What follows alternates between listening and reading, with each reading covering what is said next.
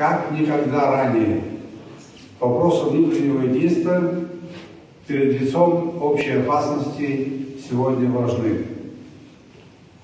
Вы очень хорошо осведомлены о том, что грузинская оппозиция предпринимает попытки свергнуть действующую власть и открыть второй фронт.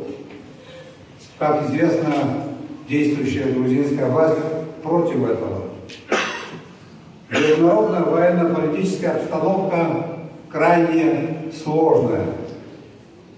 Россия, как говорилось ранее, здесь вынуждена проводить специальную военную операцию.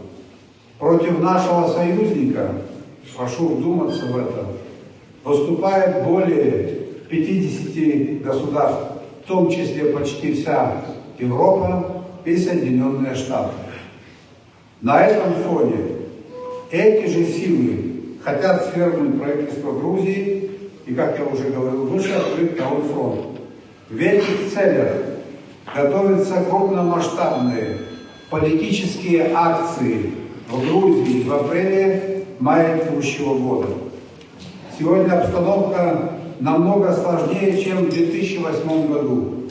В этих условиях нам необходимо постоянно укреплять всемирное разностороннее взаимодействие с Российской Федерацией и ее регионами.